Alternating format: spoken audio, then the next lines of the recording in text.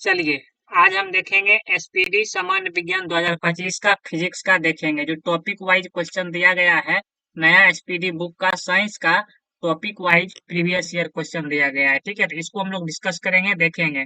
और आप लोग टेलीग्राम ग्रुप जरूर ज्वाइन कर लीजिए, उसमें आपको पीडीएफ मिल जाएगा। बहुत सारे लोग कमेंट करते हैं कि सर वीडियो क्यों प्राइवेट कर दिए, तो जरूरी सूचना है कि वीडियो जो था टोटल पेड क्लास का था, इसीलिए वो वीडियो जो था यूट्यूब पे मैं डाल रहा था, लेकिन कुछ कारणवश, ठीक है, चैनल पे कॉपीराइट स्ट्राइक आ गया था, जिसके कारण हमको वीडियो को हटाना पड़ा। ठीक है, तो अब जो है आपको कोई भी वीडियो देखने को नहीं मिलेगा सर वाला।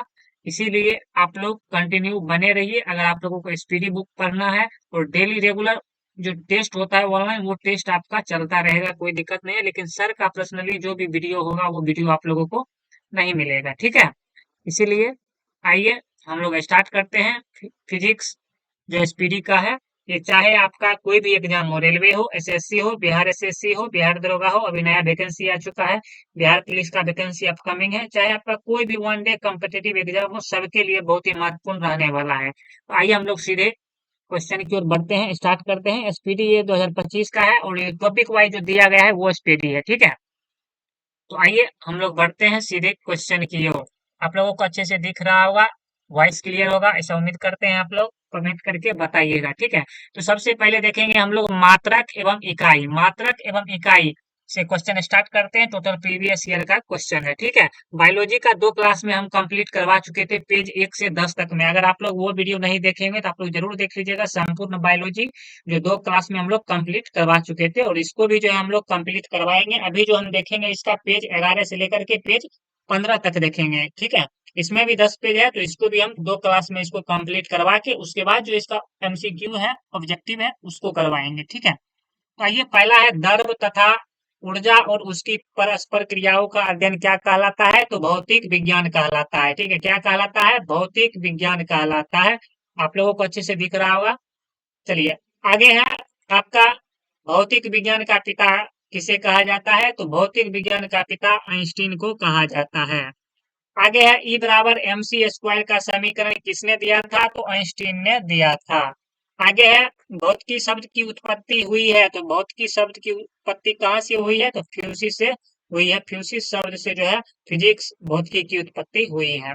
ग्रीक शब्द जो है फ्यूसिस का अर्थ क्या होता है, तो ग्रीक शब्द जो है, ये कौन सा शब्द है? फ्यूसिस, ये ग्रीक शब्द है। ठीक है, ग्रीक शब्द है और इसका अर्थ क्या होता है, तो हिंदी में प्रकृति होता है। ठीक है, आगे है वर्तमान में मापन का अंतरराष्ट्रीय स्तर पर मान्य पद्धति कौन सा है, एसआई पद्धति जो है पूरे वर्ल्ड में अभी मान्य है। ठीक है, एसआई पद्धति।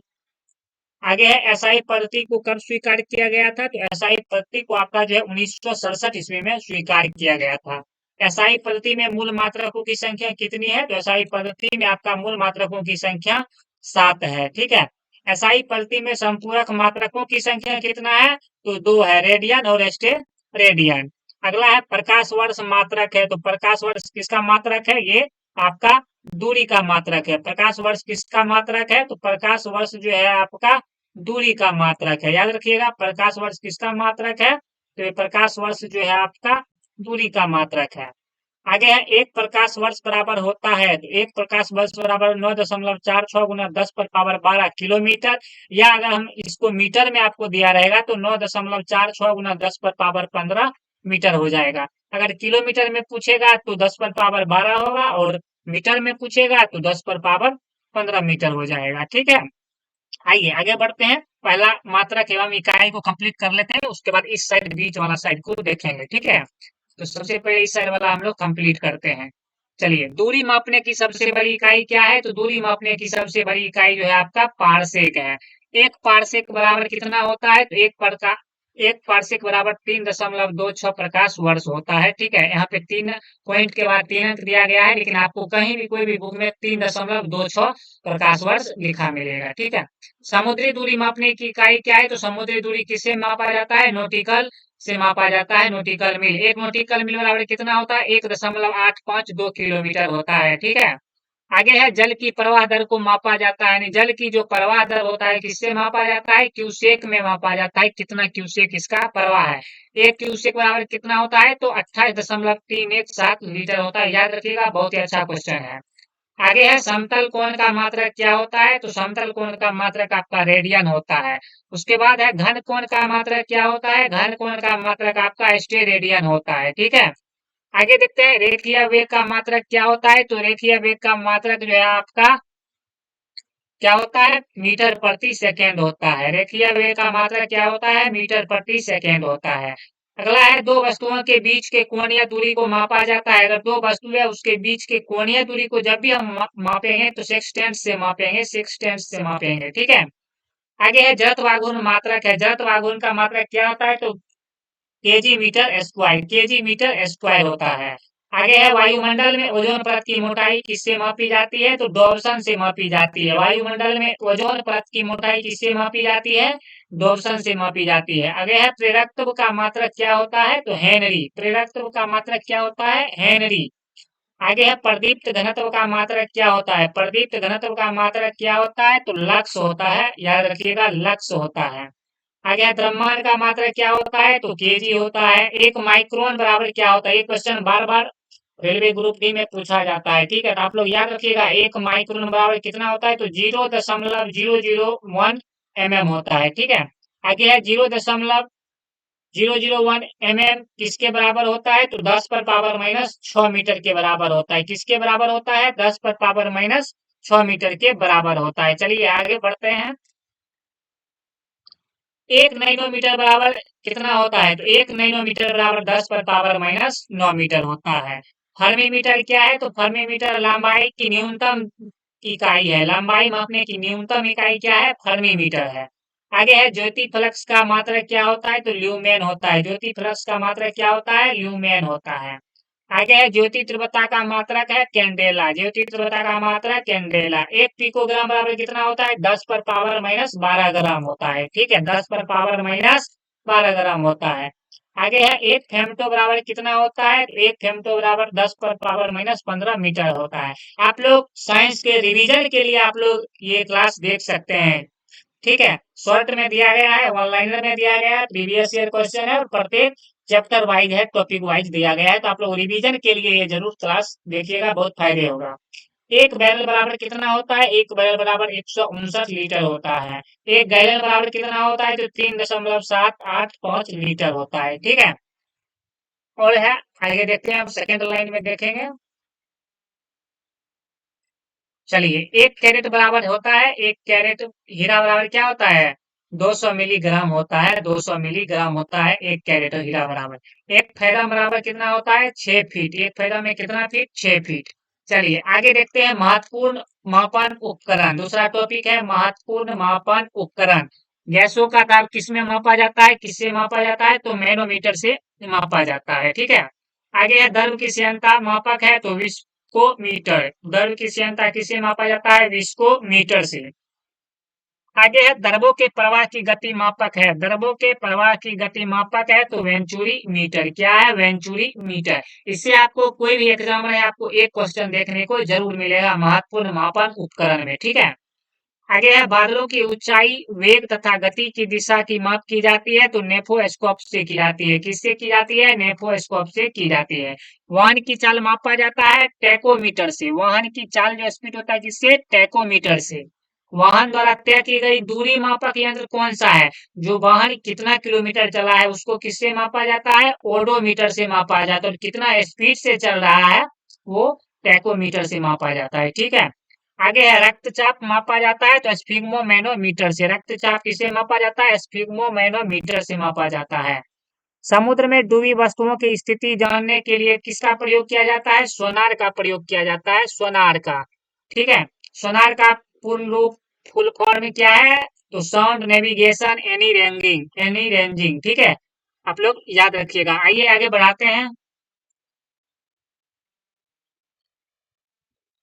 चलिए आगे है सोनार प्रयोग किया जाता है, तो नौ संचालकों के द्वारा इसका प्रयोग किया जाता है। नौ संचालकों के द्वारा प्रयोग किया जाता है। सागर की गहराई किससे मापी जाती है, तो फेदोमीटर से मापी जाती है। सागर की गहराई कितना गहराई है। समुद्र तल से विमान की ऊंचाई किससे मापी जाती है, अल्टीमीटर से मापी जाती है, अल्टीमीटर से।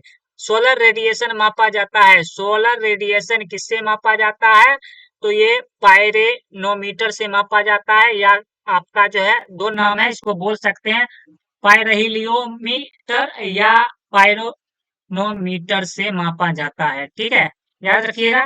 पनडुब्बी के अंदर से बाहर देखने के लिए किसका प्रयोग किया जाता है? तो पेरिस्कोप का प्रयोग किया जाता है। पनडुब्बी के अंदर से बाहर देखने के लिए पेरिस्कोप का उपयोग किया जाता है।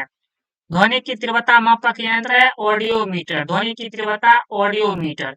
भूकंपीय तीव्रता मापी जाती है तो रिक्टर पैमाने पर। किस पे? रिक्टर पैमाने पर। भूकंपीय तीव्रता मापक यंत्र कौन सा है? सीस्मोग्राफ। सीस्मोग्राफ। पौधे में वृद्धि मापने का यंत्र कौन सा है? क्रेस्कोग्राफ। पौधा कितना बढ़ रहा है, वृद्धि हो रहा है या नहीं हो रहा है, किसके द्वारा मापा जाता है? तो क्रेस्कोग्राफ के द्वारा मापा जाता है। हवा के वेग तथा उसकी दिशा मापने के लिए प्रयोग किया जाता है एमीनोमीटर। एमीनोमीटर का प्रयोग किया जाता है। हवा का वेग और उसकी दिशा, किस दिशा में हवा चल रही है, किसके द्वारा मापा जाता है? एमीनोमीटर के द्वारा मापा जाता है। ठीक है, आगे है दूध उत्पादकों में वसा की मात्रा किस यंत्र द्वारा मापा जाता है? तो ब्यूटरोमीटर के द्वारा। ब्यूटरोमीटर के द्वारा मापा जाता है। ठीक है, आगे बढ़ते हैं हम लोग। झूठ का पता लगाने वाला यंत्र कौन सा है? पॉलीग्राफ। कोई व्यक्ति झूठ बोल रहा है किसी बात को लेकर या नहीं बोल रहा है, उसका पता किसके द्वारा लगाया जाता है? पॉलीग्राफ के द्वारा लगाया जाता है। ठीक है, घूमती हुई वस्तुओं की गति की माप की जाती है किसके द्वारा? तो गायरोस्कोप के द्वारा। अगर कोई वस्तु घूम रही है तो उस वस्तु की गति की माप किसके द्वारा की जाती है? तो गायरोस्कोप के द्वारा की जाती है। अगला है घूमते हुए चक्के की प्रति सेकेंड घूर्णन मापा जाता है तो स्ट्रोबोस्कोप के द्वारा। स्ट्रोबोस्कोप के द्वारा प्रति सेकेंड घूर्णन कितना करती है कोई भी वस्तु? तो स्ट्रोबोस्कोप के द्वारा मापा जाता है। किलोवाट घंटा किसकी इकाई है? ऊर्जा की इकाई है। बोलोमीटर से क्या मापा जाता है? तापमान मापा जाता है बोलोमीटर से। अगला टॉपिक है आपका सदिश एवं अदिश राशियां। सदिश एवं अदिश राशियां। अगला टॉपिक है सदिश एवं अदिश राशियां। देखते हैं वैसी राशियां जिनमें केवल परिमाण होता है, दिशा नहीं होता है, क्या कहलाता है? अदिश राशि। क्या कहलाता है? अदिश राशि। जिसमें केवल परिमाण होता है, दिशा नहीं होता है, अदिश राशि। और सदिश राशि में परिमाण और दिशा क्या होता है? दोनों होता है। आगे देखते हैं प्रमुख अदिश राशियां। देखते हैं द्रव्यमान, चाल, आयतन, कार्य, ऊर्जा, शक्ति, समय, दाब, ताप, आवृत्ति, विद्युत धारा, घनत्व, दूरी, ये सब क्या है? ये सब जो है आपका अदिश राशि है। आगे है वैसी भौतिक राशि जिनमें परिणाम तथा दिशा दोनों होता है, क्या कहलाती है? तो सदिश राशि कहलाती है। प्रमुख सदिश राशि देख लेते हैं। वेग, आवेग, विस्थापन, बल, त्वरण, संवेग, भार, ये सब क्या है? ये सब सदिश राशि। इसमें परिमाण और दिशा क्या होता है? दोनों होता है। ठीक है, चलिए आइए चौथा टॉपिक देखेंगे चाल, वेग, विस्थापन एवं त्वरण। चाल, वेग, विस्थापन एवं त्वरण। आइए आगे बढ़ते हैं थोड़ा सा। एक निश्चित दिशा में दो वस्तुओं के बीच की लंबा दूरी क्या कहलाता है? विस्थापन कहलाता है। शॉर्ट दूरी को क्या कहते हैं हम लोग? विस्थापन कहते हैं। ठीक है, आगे किसी वस्तु द्वारा इकाई समय में तय की गई दूरी क्या कहलाता है? चाल कहलाता है। किसी वस्तु द्वारा निश्चित दिशा में इकाई समय में तय की गई दूरी को क्या होता है? कहलाता है वेग कहलाता है। क्या कहलाता है? वेग कहलाता है। चाल तथा वेग का मात्रक क्या होता है? मीटर प्रति सेकेंड। चाल या वेग दोनों का मात्रक क्या होता है? सेम होता है, मीटर प्रति सेकेंड। वेग और चाल की जब मात्रक समान है तो इसका विमा भी क्या होगा? समान होगा। LT-1 पावर कहिए या -1 कहिए, कोई दिक्कत नहीं है। किसी पिंड द्वारा इकाई समय में ध्रुवांतर पर बनाया गया कोण क्या कहलाता है? ये कोणीय वेग कहलाता है। क्या कहलाता है? कोणीय वेग कहलाता है। कोणीय वेग का मात्रक क्या होता है? रेडियन पर सेकेंड। रेडियन प्रति सेकेंड। कोणीय वेग की विमा क्या होती है? MLT पर पावर -1। आगे है वेग परिवर्तन की दर क्या कहलाता है? त्वरण। त्वरण का SI मात्रक क्या होता है? त्वरण का SI मात्रक आपका मीटर प्रति सेकेंड स्क्वायर। तो त्वरण की विमा क्या हो जाएगा? LT पर पावर -2 मीटर प्रति सेकेंड स्क्वायर। ऋणात्मक त्वरण क्या कहलाता है? ऋणात्मक त्वरण मंदन कहलाता है। आइए पांचवा टॉपिक है बल, आवेग एवं बल आघूर्ण। बल, आवेग एवं बल आघूर्ण पांचवा टॉपिक है।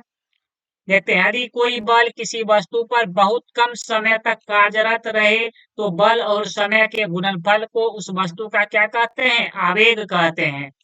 आगे है आवेग का मात्रक क्या होता है? आवेग का मात्रक आपका न्यूटन सेकेंड होता है। बल एक प्रकार का क्या है? बल एक प्रकार का धक्का, दबाव या खिंचाव है। क्या है बल? तो दबाव, खिंचाव या धक्का क्या है? एक प्रकार का बल है। बल का SI मात्रक न्यूटन। बल का CGS मात्रक क्या होता है? तो CGS मात्रक आपका डाइन होता है। 1 न्यूटन बराबर कितना डाइन? 10⁻⁻5 डाइन। बल की विमा क्या होती है? MLT/-2 होती है। बल का गुणनफल मात्रा और त्वरण के बराबर होता है। वृत्तीय मार्ग पर केंद्र की ओर लगने वाला बल क्या कहलाता है? अभिकेंद्रीय बल कहलाता है। वृत्तीय मार्ग पर केंद्र की ओर लगने वाला बल क्या कहलाता है? अभिकेंद्रीय बल कहलाता है। आगे है अभिकेंद्रीय बल के उदाहरण है, तो पृथ्वी के परितः कृत्रिम उपग्रहों की गति क्या है? अभिकेंद्रीय बल का उदाहरण है। अभिकेंद्रीय बल किस दिशा की ओर होती है? तो केंद्र की ओर ये हमेशा लगती है। वृत्तीय मार्ग पर केंद्र से बाहर लगने वाला बल क्या होता है? अपकेंद्रीय बल। जो केंद्र से बाहर की ओर लगता है उसमें कौन सा बल लगता है? अपकेंद्रीय बल लगता है। ठीक है, चलिए पेज नंबर 12 देखते हैं हम लोग। पेज नंबर 15 तक करेंगे। ठीक है, तो आवाज आपका क्लियर होगा, एक बार चेक कर लेते हैं सब कुछ सही होगा। ठीक है, आप लोग कमेंट करके बताइएगा, उसे सब कुछ आपको सही होगा। ठीक है, चलिए पेज नंबर 12 देखते हैं। कपड़ा सुखाने तथा दूध से मक्खन निकालने वाली मशीन कार्य करता है, तो आप केंद्रीय बल के सिद्धांत पर ही ये कार्य करता है। ठीक है, दूध निकालने की मशीन और कपड़ा सुखाने की मशीन जो क्या है, किस पे कार्य करती है? आप केंद्रीय बल के कार्य सिद्धांत पर ही ये लोग कार्य करती है। ठीक है, सर्कस में मौत का कुआं का खेल किसका उदाहरण है? तो ये भी आप केंद्रीय बल का उदाहरण है। ठीक है, बल द्वारा किसी वस्तु को एक अक्ष के परितः घुमाने की क्रिया क्या कहलाती है? तो बल आघूर्ण कहलाती है। बल आघूर्ण क्या है? बल आघूर्ण एक सदिश राशि है। बल आघूर्ण का मात्रक क्या होता है? तो न्यूटन मीटर होता है। बल आघूर्ण की विमा तो M L/2 T/-2 होता है। ठीक है, अगला है जड़ आघूर्ण एवं कोणीय त्वरण का गुणनफल होता है बल आघूर्ण टॉर्क। थोड़ा सा माइक नहीं है तो वॉइस आप लोगों को कहीं कहीं जो है थोड़ा सा कट रहा होगा, तो थोड़ा सा आप लोग मैनेज कर लीजिएगा, क्योंकि माइक नहीं है जिसके कारण जो है वॉइस जो है कहीं कहीं पे आवाज कम हो जा रहा होगा, कहीं कहीं पे आवाज थोड़ा सा बढ़ रहा होगा। ठीक है, तो कुछ चीज भी हम पढ़ते हैं तो आपको थोड़ा सा वो गलत सुनाई दे रहा होगा कहीं कहीं पे, क्योंकि वहां पे जो है वॉइस ओवरलेप हो जाता है, थोड़ा सा आवाज कम जाता है। आइए छठा टॉपिक है सरल मशीन। सरल मशीन से संबंधित हम लोग क्वेश्चन देखेंगे। सरल मशीन क्या होता है? सरल मशीन एक युक्ति होता है जिसकी सहायता से हम सुविधाजनक बिंदु पर बल लगाकर कोई कार्य करते हैं। सरल मशीन उसे कहते हैं, जैसे मान लीजिए सरल मशीन आपका हो गया, पिलास हो गया। कोई भी नट बोल्ट को खोलने के लिए आप देखते हैं आप लोग डायरेक्ट हाथ से खोलते हैं तो नहीं खोलता है, लेकिन वही तरह अगर किसी जैसे रिंच जो होता है उसका खोलने का मशीन जो होता है रिंच, रिंच से हम कोई भी नट बोल्ट को हम कितना आसानी से खोल देते हैं, कस देते हैं। तो वो क्या है? सरल मशीन है। सरल मशीन जो है कोई भी सरल मशीन का प्रयोग करके हम लोग कोई भी कठिन से कठिन कार्य को क्या करते हैं? सरल बना सकते हैं। ठीक है, आसान कर सकते हैं। सरल मशीन कार्य करती है तो बल आघूर्ण के सिद्धांत पर ही ये कार्य करती है। सरल मशीन के उदाहरण जैसे उत्तोलक हो गया, घिरनी हो गया, ये सब क्या है? सरल मशीन के उदाहरण है। अब आइए प्रथम श्रेणी के उत्तोलक। प्रथम श्रेणी के उत्तोलक कौन कौन है? तो कैंची है, पिलास है, हैंड पंप है, झूला है, कील है, कील उखाड़ने की मशीन, कील उखाड़ने की मशीन, ये सब क्या है? प्रथम श्रेणी के उत्तोलक है। द्वितीय श्रेणी के उत्तोलक कौन कौन हो जाएंगे? सरौता, ओपनर, नींबू निचोड़ने की मशीन, ये सब हो जाएगा द्वितीय। और तृतीय श्रेणी के उत्तोलक कौन है? तो स्टेपलर जिससे हम पिंच मारते हैं, चिमटा, मनुष्य का हाथ, किसान का हल तथा बेलचा, ये सब क्या है? तो ये सब तृतीय श्रेणी के उत्तोलक हैं। आगे है उत्तोलक द्वारा उठाए गए भार तथा भार को उठाने में लगाए गए आयास या बल के अनुपात को क्या कहते हैं? तो उत्तोलक का यांत्रिक लाभ कहते हैं। ये उत्तोलक का आंतरिक लाभ कहते हैं, उत्तोलक का यांत्रिक लाभ कहते हैं। ठीक है, आइए सातवां टॉपिक है आपका प्रक्षेप गति। थोड़ा सा पेज को ऊपर कर लेते हैं। प्रक्षेप गति, सातवां टॉपिक है प्रक्षेप गति। जब किसी पिंड की क्षैतिज गति से कोण बनाती हुई ऊर्ध्वाधर तल से प्रक्षेपित किया जाता है तो पिंड का यह गति क्या होता है? प्रक्षेप गति कहलाता है। प्रक्षेप गति का उदाहरण जैसे धनुष से छुटा हुआ बाण, तोप से छुटा हुआ गोला, ये सब क्या है? ये सब जो है आपका प्रक्षेप गति है। प्रक्षेप गति का आकार कैसा होता है? तो परवलयाकार होता है, परवलयाकार होता है। ठीक है, परवलयाकार होता है। प्रक्षेप को अधिकतम दूरी तक फेंकने के लिए प्रक्षेपित कितना डिग्री कोण से हम फेंकेंगे कि सबसे अधिक दूरी तक जाएगा, तो 45 डिग्री के कोण से अगर हम कोई भी चीज को फेंकेंगे तो अधिकतम दूरी तक जाएगा। प्रक्षेप की ऊंचाई अधिकतम होगी जब प्रक्षेप का कोण क्या होगा, 90 डिग्री अगर होगा तो उसकी ऊंचाई सबसे अधिक होगी। आइए 8वां टॉपिक है घर्षण एवं घर्षण बल। घर्षण एवं घर्षण बल। बल वह जो वस्तुओं के संपर्क तल पर कार्य करता है तथा सापेक्ष गति का विरोध करता है, क्या कहलाता है, घर्षण बल कहलाता है। आइए सेकेंड लाइन देखते हैं हम लोग। सेकेंड लाइन है मशीन के घर्षण कम करने के लिए प्रयोग किया जाता है, तो ग्रेफाइट का प्रयोग किया जाता है, स्नेहक का प्रयोग किया जाता है। ठीक है, मशीनों में घर्षण को कम करने के लिए स्नेहक का प्रयोग किया जाता है।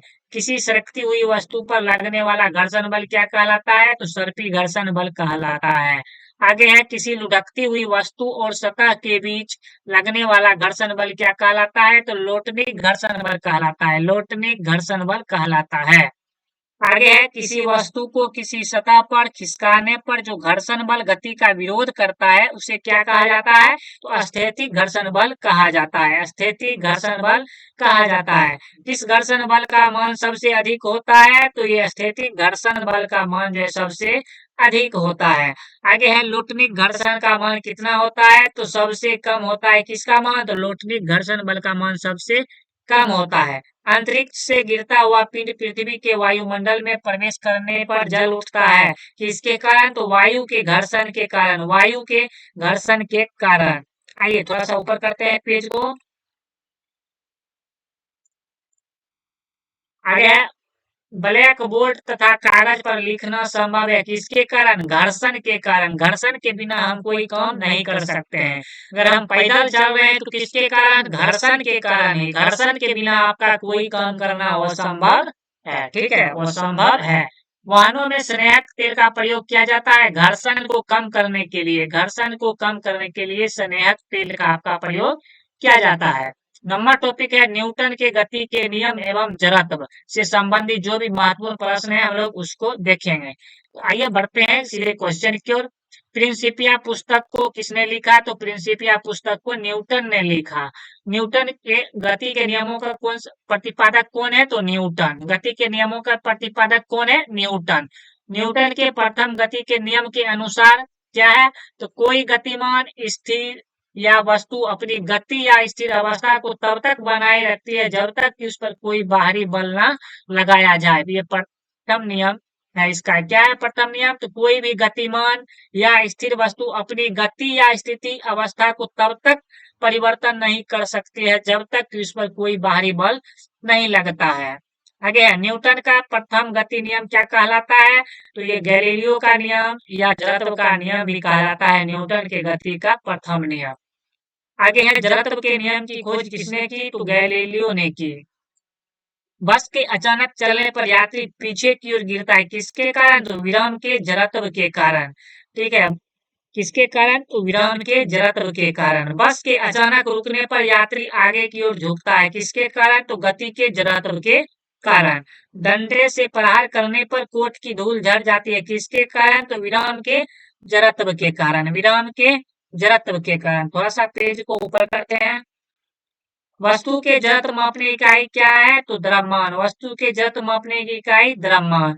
बल की परिभाषा किससे प्राप्त होती है, तो गति के प्रथम नियम से जो है बल की परिभाषा प्राप्त होता है। न्यूटन के गति के दूसरा नियम क्या कहता है, तो किसी वस्तु के संवेग में परिवर्तन की दर वस्तु पर लगे बल के अनुक्रमानुपाती होता है। तो न्यूटन के गति का दूसरा नियम क्या है, तो किसी भी वस्तु के संवेग में परिवर्तन की दर जो है उस वस्तु पर लगे बल के क्या होता है, अनुक्रमानुपाती होता है।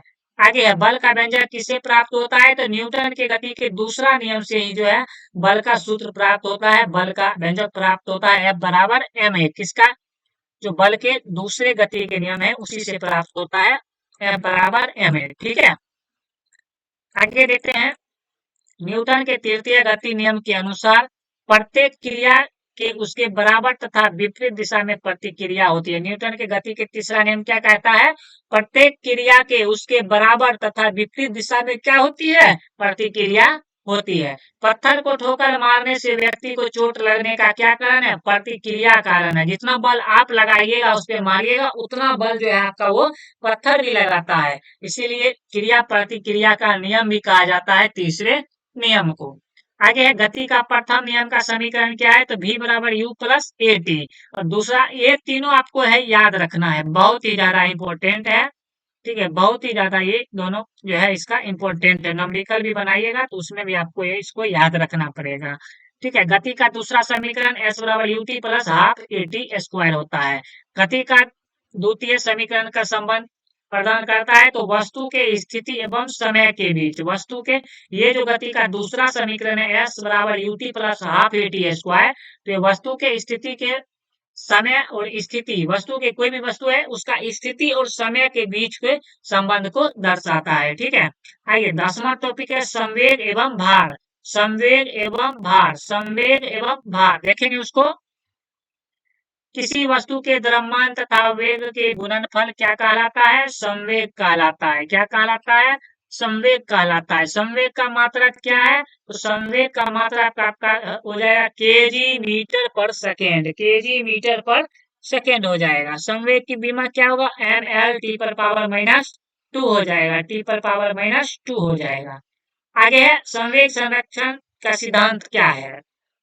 तो संवेग संरक्षण के सिद्धांत के अनुसार यदि कणों के किसी समूह पर कोई बाह्य बल नहीं लग रहा है तो उस निकाय का कुल संवेग क्या होगा? अपरिवर्तित रहेगा, नहीं बदलेगा, अपरिवर्तित रहेगा। यही संवेग संरक्षण सिद्धांत का अनुसार कहा गया है। आगे है रॉकेट का गति उड़ना कार्य प्रणाली किस सिद्धांत पे कार्य करता है? तो इस संवेग संरक्षण के सिद्धांत पर ये कार्य करता है। क्रायोजेनिक इंजन प्रयुक्त किसमें होता है? तो रॉकेट में होता है। जेट इंजन किस सिद्धांत पर कार्य करता है? तो ये रैखिक संवेग संरक्षण के सिद्धांत पर कार्य करता है। पृथ्वी जिस बल से किसी पिंड को अपनी ओर खींचती है या आकर्षित करती है क्या कहलाता है? भार कहलाता है। क्या कहलाता है? भार कहलाता है। आगे बढ़ते हैं हम लोग। भार का मात्रक क्या होता है? न्यूटन। बल या भार दोनों का मात्रक क्या होता है? समान होता है। 1 केजी बराबर कितना होता है? तो 9.8 न्यूटन होता है। भार यानी किसी वस्तु का भार कम होता है विषुवत रेखा पर। कोई भी वस्तु है उसका भार कहाँ पे कम होगा? विषुवत रेखा पर जब भी वो रहेगा तो उसका भार कम हो जाएगा। वस्तु का भार सबसे अधिक कहाँ होगा? तो वस्तु का भार जो है सबसे अधिक आपका ध्रुव पर रहता है, ध्रुव पर। और वस्तु का भार शून्य कहाँ पे होगा? तो केंद्र पर किसी भी वस्तु का भार क्या होगा? शून्य होगा। और सबसे अधिक भार कहाँ होगा? तो ध्रुव पर होगा। और सबसे कम भार कहाँ पर होगा? तो विषुवत रेखा पर होगा। आप लोग को याद रखना है, बहुत ही अच्छा क्वेश्चन है, बार बार पूछा जाने वाला ये प्रश्न है आपका। ठीक है, आगे है चंद्रमा पर किसी वस्तु का भार पृथ्वी पर के भार का क्या होता है? 1/6 गुना होता है। कोई भी वस्तु का भार जो है पृथ्वी पर के भार का चंद्रमा पर क्या होगा? 1/6 गुना होगा। किसी वस्तु का भार पृथ्वी पर अगर 600 न्यूटन है तो चंद्रमा पर इसका भार क्या होगा? 1/6 होगा, 1/6 होगा। ठीक है, 1/6 होगा तो कितना हो जाएगा? 100 न्यूटन होगा। पानी पर तैरती हुई वस्तु का आभासी भार क्या होता है? शून्य होता है। पानी पर तैरती हुई वस्तु का आभासी भार क्या होता है? शून्य होता है। अगला है चंद्रमा का द्रव्यमान और पृथ्वी के द्रव्यमान का कितना होता है? 1/81वां भाग होता है। ठीक है, 1/81वां भाग होता है। अगला है आपका कार्य एवं ऊर्जा। 11 नंबर टॉपिक है कार्य एवं ऊर्जा। कार्य एवं ऊर्जा, किसी वस्तु पर बल लगाकर उसे बल की दिशा में विस्थापन करना क्या कहलाता है? कार्य कहलाता है। कार्य बराबर क्या होता है? बल गुना विस्थापन होता है, बल गुना विस्थापन होता है। ठीक है, आगे है कार्य में क्या होता है? तो कार्य में केवल परिमाण होता है, दिशा नहीं होता है। ठीक है, आइए आगे देखते हैं पेज नंबर 13 की ओर। पेज नंबर 15 तक हम लोग करेंगे। कार्य क्या होता है? कार्य एक अदिश राशि है। कार्य क्या है? कार्य एक अदिश राशि है। कार्य कैसा है? मात्रक जूल। सीजीएस मात्रक अर्ग। 1 जूल बराबर होता है 10 पर पावर 7 अर्ग। किसी वस्तु पर किया गया कार्य निर्भर नहीं करता है, तो कोई भी वस्तु का किया गया कार्य वस्तु के द्रव्यमान पर निर्भर नहीं करता है। एक पिंड द्वारा किया गया कार्य निर्भर नहीं करता है तो वस्तु के प्रारंभिक वेग पर। कोई भी पिंड के द्वारा किया गया कार्य जो है किस पर निर्भर नहीं करता है? तो वस्तु के प्रारंभिक वेग जो होता है उस पर निर्भर नहीं करता है। एक वस्तु पर बल लगाने के बावजूद भी किया गया कार्य शून्य होगा यदि उसका विस्थापन क्या होगा, शून्य होगा। अगर कोई भी वस्तु का विस्थापन अगर शून्य है तो उस पर लगने वाले चाहे कोई भी बल है उसका कार्य क्या होगा, शून्य होगा। कार्य हुआ माना जाता है जब बल लगाने पर क्या होता है, वस्तु वस्तु क्या होता है, विस्थापित होता है। अगर कोई दीवार को आप धक्का दे रहे हो, अगर दीवार वो नहीं गिरा तो आपका कार्य क्या होता है, शून्य होता है।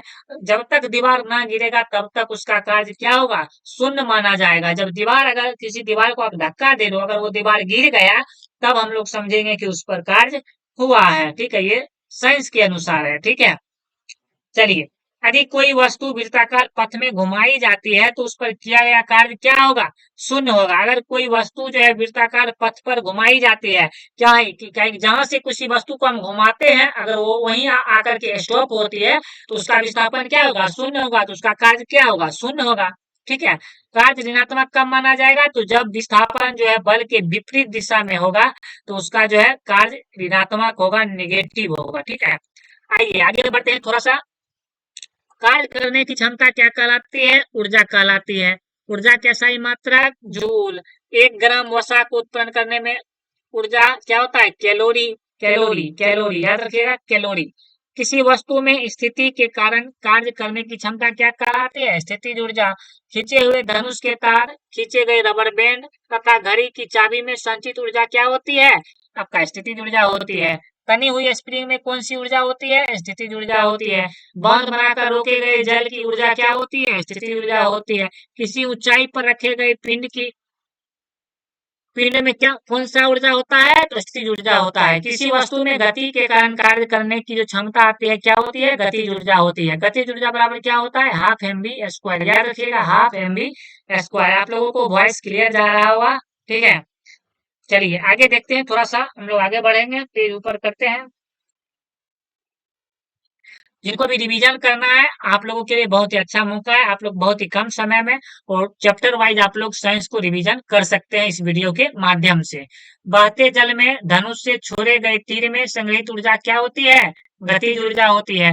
बढ़ती हुई हवा में कौन सी ऊर्जा है, गतिज ऊर्जा। चलती गाड़ी में बैठे व्यक्ति की ऊर्जा क्या होगी, कि इसमें गतिज एवं स्थितिज दोनों ऊर्जा होगी। किसी वस्तु का वेग दुगुना करने पर उसकी गतिज ऊर्जा कितना हो जाएगी, 4 गुनी हो जाएगी। ठीक है, किसी वस्तु का द्रव्यमान दोगुना करने पर उसका गतिज ऊर्जा, तो अगर द्रव्यमान दोगुना कीजिएगा तो उसका गतिज ऊर्जा सेम रहेगा, कोई परिवर्तन नहीं होगा। आगे है, संवेग को दोगुना करने पर गतिज ऊर्जा क्या होगा, 4 गुना होगा। अगर कोई संवेग को आप दोगुना करते हैं तो उसकी गतिज ऊर्जा क्या होगी, 4 गुनी हो जाएगी। आगे बढ़ते हैं, देखते हैं सेकेंड लाइन।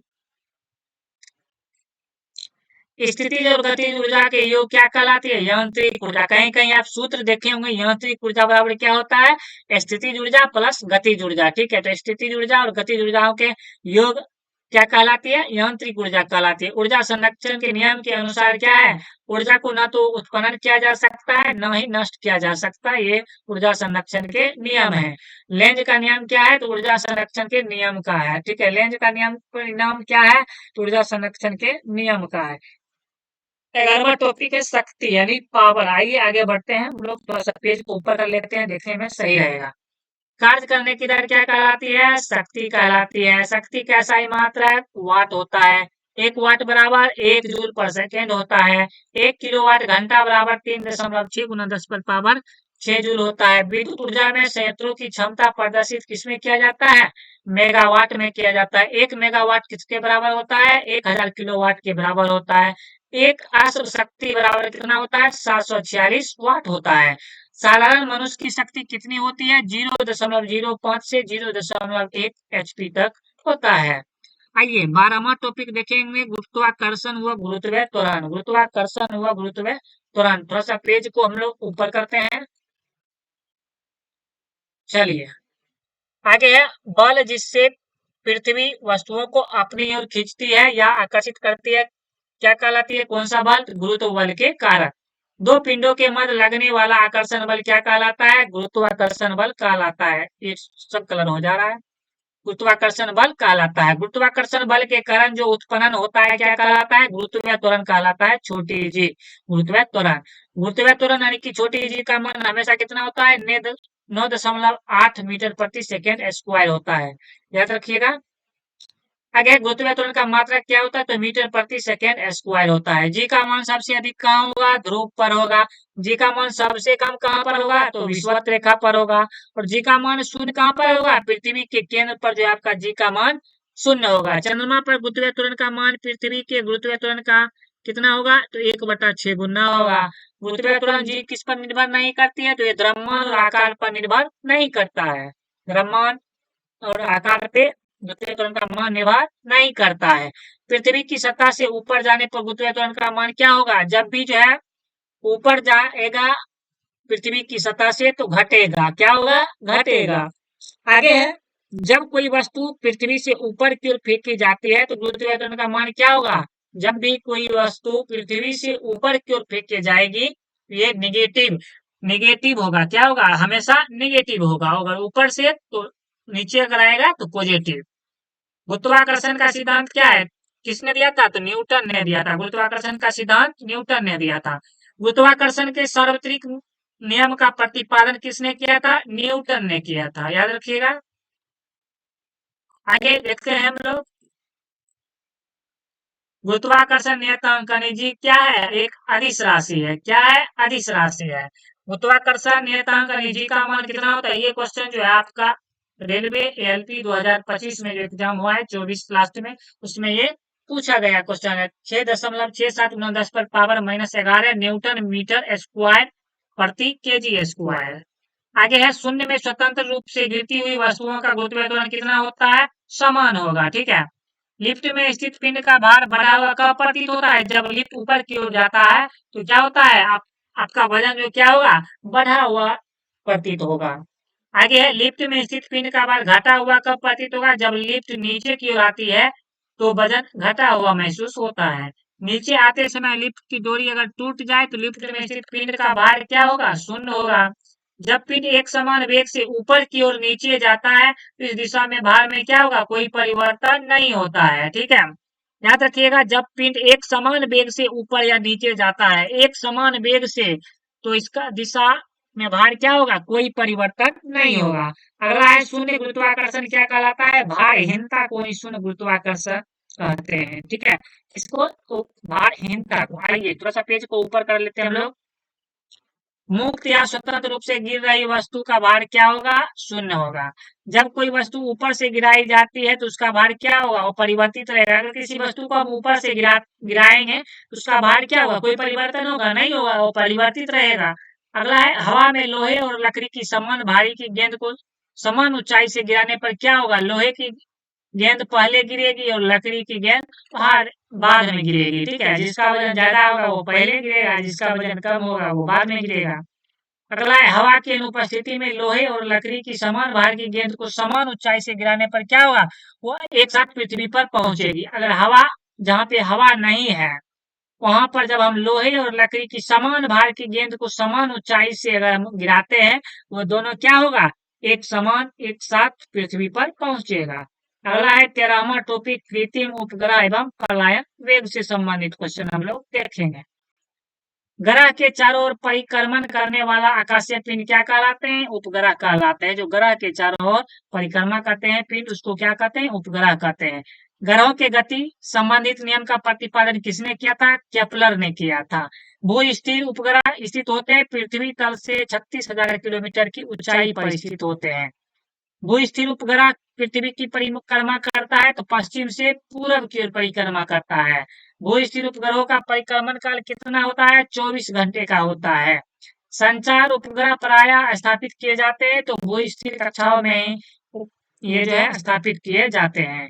कृत्रिम उपग्रह के अंदर प्रत्येक वस्तु का भार कितना होता है, तो शून्य होता है, 0 होता है। उपग्रहों की चाल किस पर निर्भर नहीं करता है, तो द्रव्यमान पर निर्भर नहीं करता है। अगला है, कृत्रिम उपग्रह में विद्युत ऊर्जा का स्रोत होती है तो सौर सेल। आगे देखते हैं, पेज नंबर 14 होगा लगभग ना।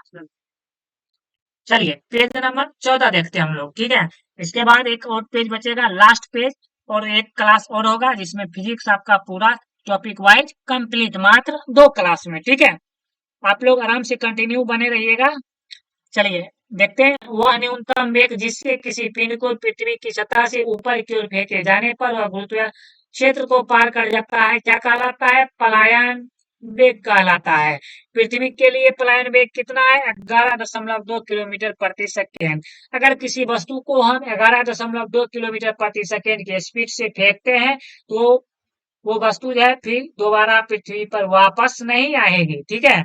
सूर्य के लिए पलायन वेग का मान तो 42 किलोमीटर प्रति सेकेंड होता है। चंद्रमा के लिए पलायन वेग का मान क्या होगा? तो 2.38 किलोमीटर प्रति सेकेंड होगा। पलायन वेग कक्षा वेग का कितना होता है? तो √2 गुना होता है। अगला टॉपिक है 15वां टॉपिक होगा दाब। किसी वस्तु के एकांक क्षेत्रफल पर लगने वाला बल क्या कहलाता है? दाब कहलाता है। दाब का सही मात्रक न्यूटन प्रति मीटर स्क्वायर, जिसे पास्कल भी कहा जाता है। दाब का सही मात्रक पास्कल, जिसे न्यूटन प्रति मीटर स्क्वायर भी कहा जाता है। पेज थोड़ा सा ऊपर कर रहे हैं। आगे है 1 पास्कल बराबर होता है, 1 पास्कल बराबर 1 न्यूटन प्रति मीटर स्क्वायर होता है। दाब की विमा कितना होता है? ml पर पावर -1 t पर पावर -2 होता है। दाब किस पर निर्भर करता है? तो हमेशा ये क्षेत्रफल पर निर्भर करता है। क्षेत्रफल कम होने पर दाब क्या होगा? अधिक लगेगा। दाब बढ़ने पर बर्फ का गलनांक क्या होगा? घटेगा। बर्फ के दो टुकड़े को आपस में दबाने पर आपस में चिपक जाते हैं, क्योंकि दाब अधिक होने से बर्फ का गलनांक क्या होता है? कम हो जाता है, जिसके कारण जो है आपस में चिपक जाते हैं। अगला है द्रवों का क्वथनांक दाब बढ़ने पर क्या होता है? बढ़ता है। अगला है जब एक गैस के पात्र में दबाव बढ़ाया जाता है तो उसका द्रव्यमान क्या होता है? स्थिर रहता है। अगला है 16वां टॉपिक वायुमंडलीय दाब। पेज को थोड़ा सा ऊपर करते हैं और देखते हैं वायुमंडलीय दाब क्या है। तो पारे के 760 मिमी ऊंचे स्तंभ द्वारा पड़ने वाला दाब क्या होता है? वायुमंडलीय दाब होता है। समुद्र तल पर औसत वायु दाब कितना होता है? 76 सेंटीमीटर या 760 मिलीमीटर। अगला है वायुमंडलीय दाब मापा जाता है, तो वायुमंडलीय दाब जो है बैरोमीटर से मापा जाता है। वायुमंडलीय दाब की इकाई क्या होता है? तो बार होता है। बार, एक बार बराबर कितना होता है? 10 पर पावर 5 न्यूटन प्रति मीटर स्क्वायर होता है। पृथ्वी की सतह से ऊपर जाने पर वायुमंडलीय दाब क्या होता है? कम हो जाता है। साबुन के बुलबुले के अंदर का दाब क्या होता है? वायुमंडलीय दाब से अधिक होता है। जब किसी झील की तली से उठाकर वायु का बुलबुला ऊपरी सतह पर आता है तो उसका आकार क्या होता है? बढ़ जाता है। क्या होता है? बढ़ जाता है। थोड़ा सा आपको कट रहा होगा तो पेज को हम थोड़ा सा ऊपर करते हैं। वायुयान में बैठे यात्री के फाउंटेन पेन से स्याही रिसने लगती है, क्योंकि ऊपर जो है वायुमंडलीय दाब कम होता है, जिसके कारण जो है आपका पेन क्या होता है? रिसने लगता है, स्याही जो है आपका निकलने लगता है। चलिए थोड़ा सा पेज को ऊपर किए हैं। आगे देखते हैं। पहाड़ों पर खाना बनाने में कठिनाइयां होती है। ऊपर वायुमंडलीय दाब कम होता है, जिसके कारण जो खाना बनाने में काफी कठिनाइयों का सामना करना पड़ता है। अगला है बैरोमीटर के पाठ्यांक का अचानक गिरना क्या संकेत देता है? आंधी और तूफान आने का संकेत। अगर धीरे धीरे गिरेगा तो वर्षा होने का। जब भी बैरोमीटर के पाठ्यांक धीरे धीरे अगर गिर रहा है तो इसका संकेत है कि वर्षा होने का संभावना है। और बैरोमीटर के पाठ्यांक का धीरे धीरे ऊपर की ओर चढ़ना किसका संकेत देता है? तो मौसम साफ रहने का संकेत देता है। ठीक है। आगे है वायु में जल की उपस्थिति क्या कहलाती है? आर्द्रता कहलाती है। वायु में जल की उपस्थिति क्या कहलाती है? आर्द्रता कहलाती है। अगला है अपेक्षिक आर्द्रता मापी जाती है हाइग्रोमीटर से। किससे मापी जाती है? हाइग्रोमीटर से मापी जाती है। ठीक है। आगे बढ़ते हैं। ताप बढ़ाने पर अपेक्षिक आर्द्रता क्या होती है? तो बढ़ती है। अगर ताप को हम बढ़ाते हैं तो अपेक्षिक आर्द्रता भी क्या होगी? बढ़ेगी। आइए थोड़ा सा पेज को ऊपर करके हम लोग 17वां टॉपिक हम लोग देखते हैं। उत्प्लावन बल एवं उत्प्लावकता। उत्प्लावन बल या उत्प्लावकता, थोड़ा सा आप लोग वेट कीजिए बस 5 सेकेंड। थोड़ा सा मोबाइल में कॉल आ गया है, उसको साइलेंट करते हैं। ठीक है।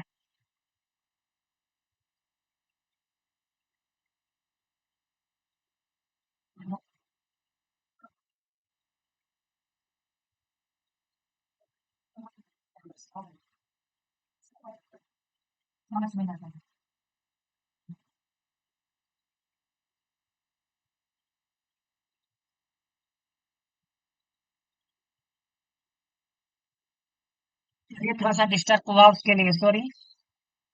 आइए आगे बढ़ते हैं। द्रव का वह गुण जिसके कारण वह वस्तुओं पर ऊपर की ओर एक बल लगाता है उसे क्या कहते हैं? उत्प्लावन बल कहते हैं। जब कोई वस्तु द्रव में अंशतः या पूर्णतः डुबोई जाती है तो वस्तु के भार में कमी प्रतीत होता है। किसके कारण? तो उत्प्लावन बल के कारण प्रतीत होती है। ठीक है। आगे है लॉ ऑफ फ्लोटिंग या उत्प्लावकता या पलवन का सिद्धांत क्या है? आर्किमिडीज किसने दिया था? तो आर्किमिडीज ने दिया था। पलवन के नियम के अनुसार क्या है? तो संतुलित अवस्था में तैरने पर वस्तु अपने भार के बराबर द्रव विस्थापित करती है। ठीक है। अगला है उत्प्लावक बल निर्भर करता है तो द्रव के घनत्व तथा द्रव में डूबी हुई वस्तु के आयतन पर निर्भर करता है। आगे है अतिपिंड का घनत्व द्रव के घनत्व से अधिक हो तो वह पिंड उस द्रव में क्या होगा? डूब जाएगा। ठीक है। चलिए पेज को थोड़ा सा आगे करते हैं। 17वां टॉपिक है घनत्व। उसके बाद एक पेज और करेंगे, मात्र 5 पेज आगे करेंगे। ठीक है। उसके बाद हम लोग विशेष बचेगा वो नेक्स्ट क्लास में करेंगे। चलिए 17वां टॉपिक है आपका द्रव। द्रव देखते हैं किसी पदार्थ के इकाई आयतन में निहित द्रव्यमान क्या कहलाता है? घनत्व कहलाता है। घनत्व बराबर क्या होता है? द्रव्यमान बटा आयतन होता है। घनत्व कैसा ही मात्रा है? केजी प्रति मीटर क्यूब होता है। घनत्व की बीमा तो एम एल पर पावर -3 होता है। अपेक्षित घनत्व मापा जाता है तो हाइड्रोमीटर से मापा जाता है। दूध की शुद्धता किससे मापा जाता है? इलेक्ट्रोमीटर से मापा जाता है। हाइड्रोमीटर और इलेक्ट्रोमीटर किसके सिद्धांत पर कार्य करता है? तो पलवन के सिद्धांत पर कार्य करता है। जल में अशुद्धियां या लवण मिलाने पर जल का घनत्व क्या होता है? तो बढ़ता है। थोड़ा सा पेज को ऊपर करते हैं हम लोग। चलिए आगे है समुद्री जल में तैरना आसान होता है क्योंकि समुद्री जल का जो है घनत्व, जल का घनत्व क्या होता है? अधिक होता है, जिसके कारण समुद्री जल में तैरना क्या होता है? आसानी होता है। हीरा का अपेक्षित घनत्व या अपवर्तनांक कितना होता है? तो अपेक्षित घनत्व के अनुसार 3.52 या तथा अपवर्तनांक कितना होता है? 2.417 होता है। जब बर्फ जल में जब बर्फ शुद्ध जल में तैरती है तो उसका कितना भाग पानी के ऊपर रहता है? 1/10 भाग हमेशा क्या होता है? पानी के ऊपर रहता है। ठीक है। पानी से भरे गिलास में बर्फ का टुकड़ा तैर रहा है तो टुकड़े के पूरा पिघल जाने पर पानी का तल क्या होगा? अपरिवर्तित रहेगा, कोई भी परिवर्तन नहीं होगा। ठीक है। इसलिए कहा जाता है कि हमेशा पदार्थों के बीच क्या होता है? खाली स्थान होता है। ठीक है। अगर एक गिलास पानी में आप थोड़ा सा चीनी भी डालिएगा तो उसमें घुल जाएगा, जबकि पानी बराबर ही रहेगा तो कहाँ जाता है? इसीलिए हम कह सकते हैं कि कोई भी पदार्थ के बीच जो है आपका रिक्त स्थान होता है, खाली स्थान होता है, जो अपने अंदर क्या होता है? समा लेता है। ठीक है। आगे है नमक के घोल में अंडा तैरता है क्योंकि नमक के घोल का घनत्व अंडे के घनत्व से अधिक होता है, इसीलिए वो तैरता है। दूध से क्रीम निकालने पर घनत्व क्या होता है? उसका बढ़ता है। जल का घनत्व अधिकतम तथा आयतन न्यूनतम होता है। 4 डिग्री सेल्सियस पर जल का जो घनत्व क्या होता है? अधिकतम होता है। आइए पेज थोड़ा सा ऊपर कर लेते हैं, देखने में आसानी रहेगा। किसी वस्तु की मात्रा बदलने पर वो परिवर्तित रहता है, किसके कारण? तो घनत्व के कारण। लोहे का एक गोला पारे पर तैरता है किंतु पानी में डूब जाता है क्योंकि लोहे का अपेक्षित घनत्व पारे से कम होता है किंतु पानी से अधिक होता है, जिसके कारण जो है लोहे का एक गोला पारे पर तैरता है लेकिन पानी में वो डूब जाता है। अगला है बादल वायुमंडल में तैरता है क्योंकि वायु की तुलना में बादलों का घनत्व कम होता है, इसीलिए वो तैरता है। पिघलने पर बर्फ का आयतन क्या होता है? बर्फ का आयतन घटता है। और जमने पर पानी का घनत्व क्या होता है? तो घटता है। और जमने पर पानी का आयतन क्या होता है? तो बढ़ता है। अगर कोई पानी जम गया तो उसका आयतन क्या होगा? बढ़ेगा। ठीक है, बढ़ेगा। अगर पाइप में पानी जम गया तो वो पाइप को फाड़ करके बाहर आ जाती है, यही आयतन क्या होता है? उसका बढ़ता है, इसी कारण। ठीक है। तो ठंडे प्रदेशों में पानी की पाइपें फट जाती है क्योंकि जमने पर जो पानी का आयतन क्या होता है? बढ़ता है, इसीलिए जो है पाइपें फट जाती है। हवा का वाष्प घनत्व कितना होता है? तो 14.4 होता है। ठीक है। आइए अगला टॉपिक है 18 नंबर टॉपिक है पृष्ठ तनाव। पृष्ठ तनाव देखते हैं, पृष्ठ तनाव। ठीक है। द्रव के स्वतंत्र पृष्ठ में कम से कम क्षेत्रफल प्राप्त करने की प्रवृत्ति क्या होती है? पृष्ठ तनाव होती है। मेरे पास पेन टेब नहीं है, पेन नहीं है, इसीलिए हम ये है इसको कलर करते जा रहे हैं, हाईलाइट करते जा रहे हैं आप लोगों को। बस थोड़ा सा कुछ ही दिन और वेट कीजिए, उसके बाद पेन टेब आ जाएगा तो इसका डिस्कशन करने में भी ज्यादा मजा आएगा।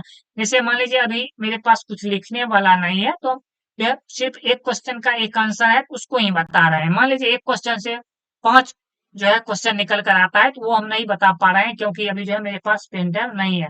बस थोड़ा सा कुछ दिन वेट कीजिए, उसके बाद जो है आपके सभी क्वेश्चन को डिस्कशन करके आपको बताएंगे। ठीक है। अभी जैसे लिखने वाला है मेरे पास उपलब्ध नहीं है। जैसे मान लीजिए अभी लिखते हैं तो इधर उधर हो जा रहा है। पृष्ठ तनाव का क्या कारण है, तो पृष्ठ तनाव का कारण है अणुओं के बीच है स्वसंजक बल है, इसीलिए जो है पृष्ठ तनाव का ये कारण है। अगला है गर्भपुर की संकुचित होकर न्यूनतम क्षेत्र घेरने की प्रवृत्ति क्या होती है, तो पृष्ठ तनाव के कारण होती है। देख रहे हैं एक सही से काम वर्क नहीं कर रहा है, ठीक है।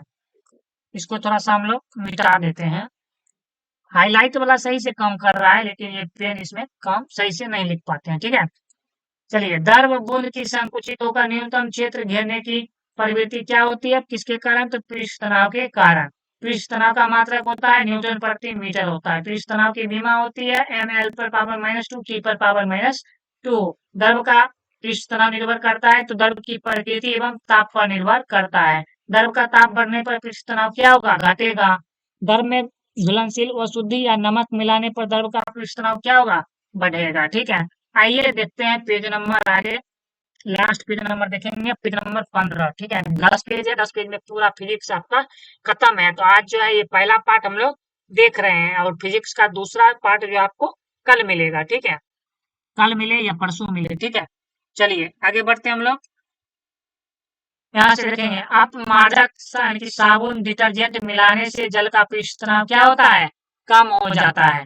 वर्षा की बूंद गोलाकार किसके कारण होती है, तो पृष्ठ तनाव के कारण होती है। लोहे की सुई पानी की सतह पर किस कारण तैरती है, तो पृष्ठ तनाव के कारण ही तैरती है। अगला है पानी से निकालने पर शेविंग ब्रश के बाल आपस में चिपक जाते हैं क्योंकि पृष्ठ तनाव के कारण। गड्ढे में भरे पानी पर मिट्टी का तेल छिड़कने पर मच्छर किसके कारण मर जाता है, पृष्ठ तनाव कम होने से उनकी लार्वा जल में क्या होता है, डूबकर मर जाते हैं। समुद्रों में लहरों को शांत करने के लिए तेल क्यों गिराया जाता है, पृष्ठ तनाव को कम करने के लिए। अगर कोई समुद्र में बहुत ज्यादा लहर हो रही है, अगर उसमें तेल देते हैं, ये नहीं कि मान लीजिए बहुत बड़ा समुद्र है उसमें जो है आधा लीटर 1 लीटर तेल दिए तो शांत हो जाएगा, नहीं। उसके पानी के अनुसार अगर हम उसको तेल डालते हैं तो उसका पृष्ठ तनाव क्या होता है, कम कर देता है, लहर शांत हो जाती है, ठीक है। तेल जल के पृष्ठ पर फैल जाता है क्योंकि तेल का पृष्ठ तनाव जल से क्या होता है, कम होता है, ठीक है। चलिए अगला टॉपिक है 20 नंबर, स्वसंजक एवं असंजक बल। स्वसंजक एवं असंजक बल, थोड़ा सा कलर राइटिंग चेंज करके देखते हैं कैसा आ रहा है, ठीक है। एक ही पदार्थ के अणुओं के मध्य लगने वाला आकर्षण बल क्या होता है, स्वसंजक बल कहलाता है। दो भिन्न भिन्न पदार्थों के अणुओं के मध्य लगने वाला आकर्षण बल क्या होता है, असंजक बल होता है।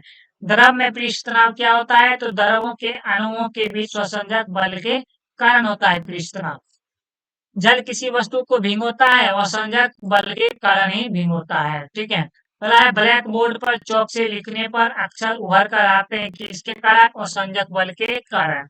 जब कोई नाव नदी से सागर में घुसता है तो वह क्या होता है, कुछ ऊपर की ओर उठता है कुछ दूर, ठीक है। अगला टॉपिक है 21 नंबर, केशिका तत्व। केशिका तत्व आगे देखते हैं, थोड़ा सा पेज को ऊपर ले लेते हैं हम लोग, देखते हैं केशिका तत्व, ठीक है।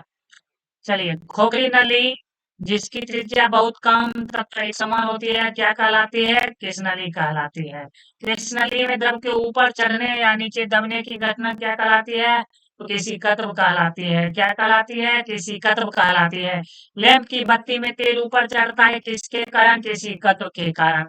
ब्लोटिंग पेपर स्याही को जल्दी ही सूख लेता है, शीघ्र ही सूख लेता है, किसके कारण, केशिकत्व के कारण। फाउंटेन पेन किस सिद्धांत पर कार्य करता है, किसी का क्रिया के कारण ही, केशिकत्व क्रिया के कारण ही कार्य करता है। पौधे की जड़ों से पर्ण पत्तियों की ओर जल बढ़ने का क्या कारण है, केशिकत्व है, ठीक है। आइए देखते हैं, थोड़ा सा पेज ऊपर क्यों करते हैं हम लोग। अगला है 23 नंबर टॉपिक, श्यानता। श्यानता क्या है, तो द्रव का वह गुण जिसके कारण वह अपनी विभिन्न परतों में होने वाली अपेक्षित गति का विरोध करता है क्या कहलाता है, श्यानता कहलाता है। श्यानता का गुण है केवल द्रवों तथा गैसों का। श्यानता किसका गुण है, केवल द्रवों तथा गैसों का गुण है, ठीक है। आगे है द्रवों की तुलना में गैसों की श्यानता क्या होती है, कम होती है। द्रवों की तुलना में गैसों की श्यानता क्या होती है, कम होती है, ठीक है। चलिए देखते हैं, एक आदर्श तरल की श्यानता क्या होगी, तो शून्य होगी। ताप बढ़ने पर द्रव की श्यानता क्या होती है, घटती है। और ताप बढ़ने पर गैस की श्यानता क्या होती है, बढ़ती है। श्यानता की इकाई क्या होता है, पॉइज होता है। श्यानता का बीमा क्या है, तो ml पर पावर -1 T पर पावर -1। इसी तरह की श्यानता का मापन किया जाता है विस्कोमीटर से किया जाता है। जल से भरी बाल्टी को हिलाकर छोड़ देने पर कुछ समय पश्चात जल अपने आप स्थिर हो जाता है, किसके कारण, श्यानता के कारण। अगला टॉपिक है 23 नंबर या 24 नंबर टॉपिक जो भी हो, प्रति आस्था क्या है। अगला टॉपिक प्रति आस्था, ठीक है, प्रति आस्था देखते हैं। अगला टॉपिक है प्रति आस्था। जब किसी पिंड पर भारी बल लगाया जाता है तो उसका आकार और आकृति दोनों ही बदल जाता है। जैसे ही बल हटाया जाता है वह पूर्ववत अपने पूर्व की स्थिति में आने का प्रयास करता है। पिंड का यह गुण क्या कहलाता है, तो प्रत्यास्था कहलाता है। एकांक चित्त पर लगने वाला बल क्या कहलाता है, प्रतिबल कहलाता है। प्रतिबल का मात्रक होता है न्यूटन प्रति मीटर स्क्वायर या पास्कल होता है। पास्कल को ही न्यूटन प्रति मीटर स्क्वायर कहा जाता है। ठीक है, पास्कल बराबर क्या होता है, न्यूटन प्रति मीटर स्क्वायर। ठीक है, आगे है प्रतिबल के परिमाण स्वरूप वस्तु के आकार में परिवर्तन क्या कहलाता है, विकृति कहलाता है। प्रतिबल और विकृति का अनुपात क्या कहलाता है, यंग प्रत्यास्था गुणांक कहलाता है। यंग प्रत्यास्था गुणांक कहलाता है।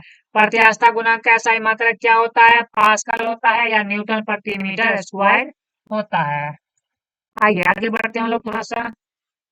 सर्वाधिक प्रत्यास्थ पदार्थ क्या है, क्वार्ट्ज। क्वार्ट्ज जो है सबसे अधिक प्रत्यास्थ पदार्थ है। अगला है हुक के नियमानुसार प्रत्यास्थता की सीमा में उत्पन्न विकृति उस पर लगाए गए प्रतिबल की क्या होता है, अनुक्रमानुपाती होता है। किसके कारण, तो हुक के नियम के अनुसार।